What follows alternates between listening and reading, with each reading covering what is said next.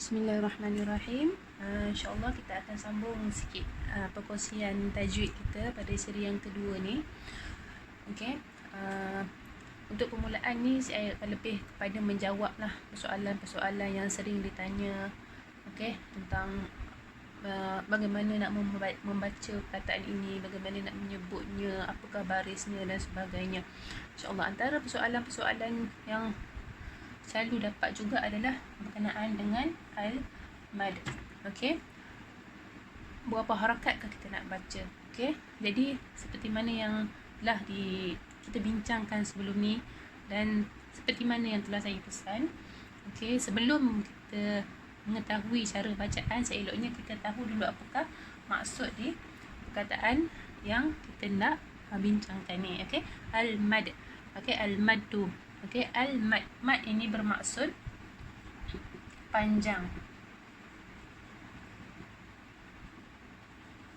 atau juga tambah. Okey, menambah.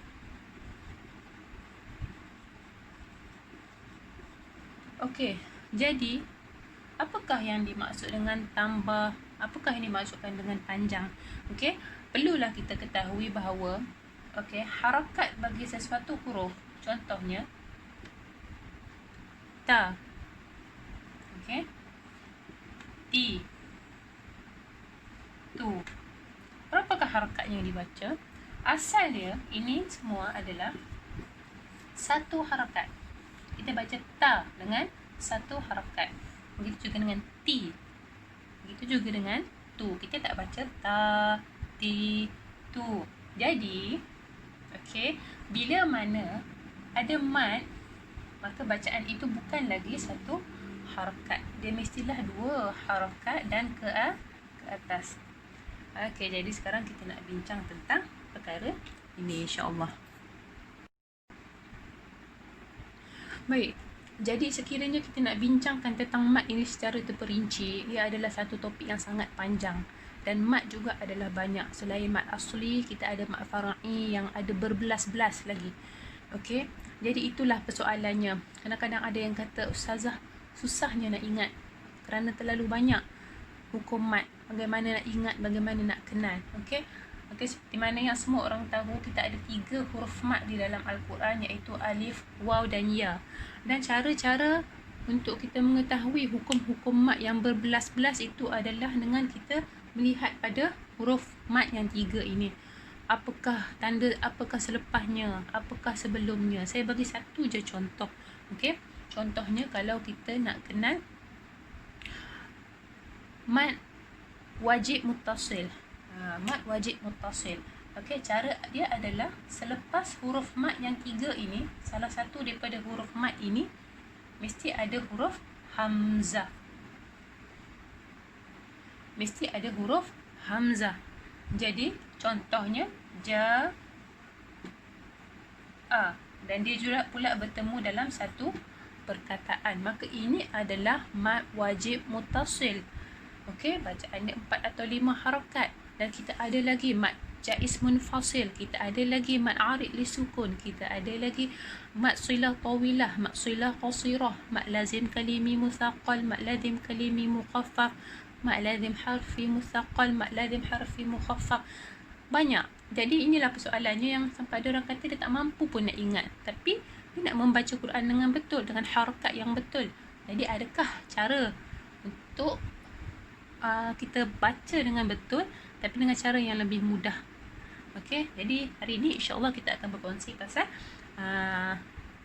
tips tersebut. Okey. Okey, jadi ini tips yang selalu saya kongsikan bersama pelajar. Cara mudah lah. Okey, cara mudah. Sebenarnya ulama tajwid dia dah banyak membantu kita untuk memudahkan kita baca Al-Quran. Cuba bayangkan mula-mula Al-Quran turun tanpa titik. Huruf yang tak ada titik, tak ada baris, tak ada tanda-tanda mad, tanda syaddah, tanda sukun, hatta baris atas, bawah, depan, ini semua tiada. Jadi bayangkan betapa ulama tajwid ni dah memudahkan kita dengan mendatangkan semua tanda-tanda ini. Jadi sekarang hari ini insya-Allah kita akan manfaatkan tanda-tanda yang ulama ini buat. Kalau nak tahu sebenarnya di sebalik tanda-tanda ni semua ada maksudnya, semua ada rahsianya. Bukan saja-saja dia pilih kenapa syaddah bentuk macam ni, kenapa mat bentuk macam ni, kenapa sukun macam ni. Semua ada maksud dia sebalik yang boleh kita pelajari dalam ilmu Dhabtul Quran. InsyaAllah kita nak cakap panjang tentang benda tu. Kita akan pergi kepada tips mudah bagaimana kita nak tahu berapa harakat kita nak baca. Okey, bila kita jumpa perkataan ni tak tahu berapa harakat nak baca. Okey, bukan semuanya sama. Ada orang dia fikir semua sama, semua. Dia jumpa tanda ni semua dia baca dengan 6. Bukan semuanya 6 harakat. Okey, jadi kita akan tengok. Okey, yang pertama, bila kita jumpa dalam Al-Quran, okey, perkataan yang kita nampak dalam perkataan itu ada tanda ni. Dan selepas dia huruf hamzah. Selepas dia huruf hamzah, maka berapakah harakat yang perlu dibaca? 4 atau 5 harakat. Okey, contoh dia. Kita baca surah An-Nasr.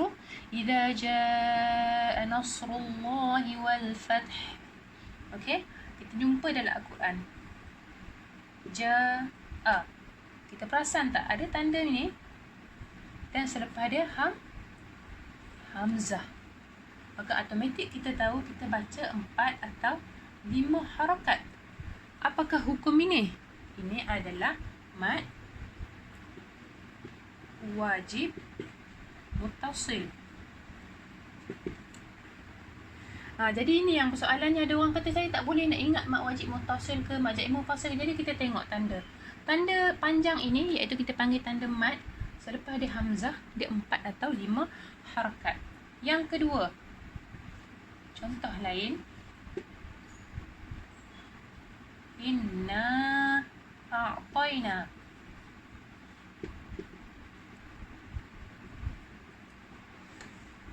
Cuba kita tengok.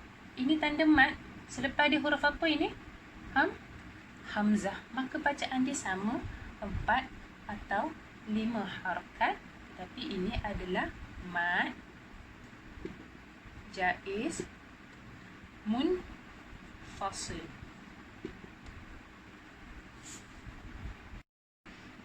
Okey, kita pergi kepada contoh yang ketiga. Contohnya dalam surah At-Taubah. Bara'atun minallahi wa rasulihi wa rasulihi.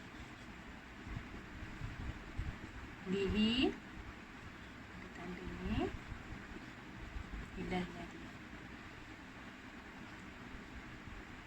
Nampak? Jadi di sini ada tanda mad. Selepas ada huruf hamzah, maka bacaan dia 4 atau 5 harakat. Dan untuk yang ketiga ini kita kenali dia sebagai mad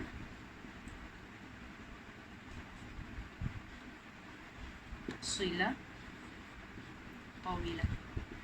Jadi nampak tak? Walaupun ada hukum yang berbeza, ini mad wajib muttasil, ini mad jaiz munfasil, ini mad silah tawilah. Ini yang saya kata susah orang nak ingat. Mad wajib muttasil kalau kita nak kenal selepas huruf mad ada hamzah dalam satu perkataan. Mad jaiz munfasil selepas huruf mad ada hamzah, tapi dalam dua perkataan. Mad silah tawilah adalah selepas ha dhamir, terdapatnya hamzah dengan syarat sebelum dan selepas dia mesti berbaris. Ini yang orang susah nak ingat, tapi kita ada tips sekarang macam mana nak baca dengan harakat yang betul. Kita tengok. Okey, selepas tanda mad ada huruf hamzah, automatik dia 4 atau 5. Tak kisah hukum dia mad wajib muttasil ke, mad jaiz munfasil ke, ataupun mad silah tawilah.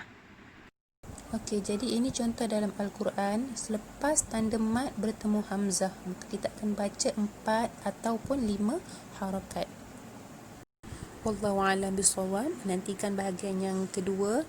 Okey, di mana bacaan-bacaan untuk harakat yang lain. Assalamualaikum warahmatullahi wabarakatuh.